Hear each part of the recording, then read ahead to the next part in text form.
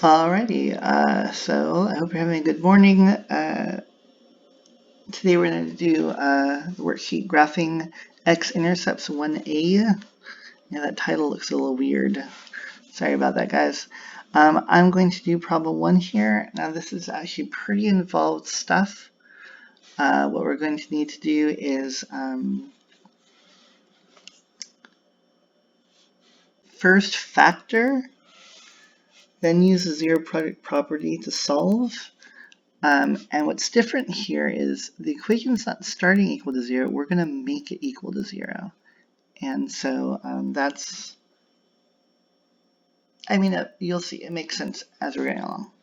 First things first, let's go ahead and get this into position. Why don't we do problem number 1? All right. So we do want to identify a, b, and c like normal. A is 1. When there's no number in front of x squared, it means a is 1. B is the number in front of x, which is 8. And then c is going to be the number by itself, which is 12. We're not going to use the axis of symmetry here. What we're going to do instead is use the x. Now you may have forgotten, but a times c goes on the top and b goes on the bottom. And it should be easy to remember b bottom. So in this case, b is 8. So 8 will go on the bottom. A times c, well, a is 1. 1 times 12 is just 12. Some teachers tell you to just put c on the top. We'll see later on why we want a times c at the top. Now we're looking for two numbers that when I multiply them, I get the number 12, and when I add them, I get the number 8. We always start by thinking of the factors of the top number. So I can think of at least 4 ways to make 12, and we'll just go through them. First off, there's always 1 times 12. Well, 1 times 12 is 12, that's true, but 1 plus 12 is 13, and that's not what we want at the bottom. The next thing we may want to try would be 6 times 2. 6 times 2 is 12, and if I do add 6 and 2, I do get 8. So that seems like the way to go. I'm going to put a 6 here and a 2 here. And then, of course, we could check one more time, just to be careful. 6 times 2 is 12. 6 plus 2 is 8.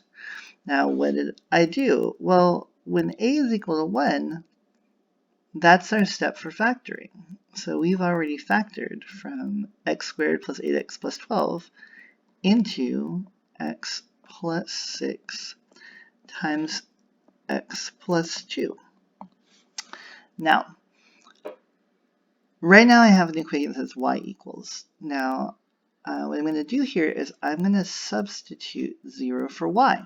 The reason I'm going to do this is I want the x-intercepts, and you hopefully remember that the x-intercepts are the x values when y is 0.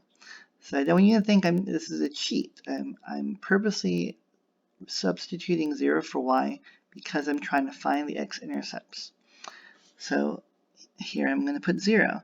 And just to be consistent with the way we've done in the past, I'm actually going to put the 0 on the right-hand side.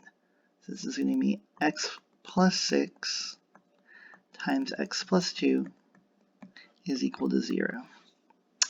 Now the zero product property says if I have two things that multiply to 0, either the first one, x plus 6 is 0, or the second one, in this case x plus 2, would be equal to 0.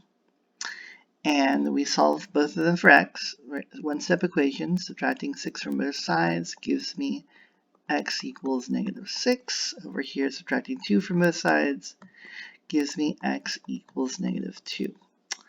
Now, what does this have to do with the graph? Well, as I said earlier, since I substituted 0 for y, that means that these x values are the x values where y is equal to 0, which makes them the x-intercepts. So let's go down to our graph now, and we can see what are the x-intercepts. I have x equals negative 2 on the x-axis. I've already marked it. I have x equals negative 6 already on the x-axis.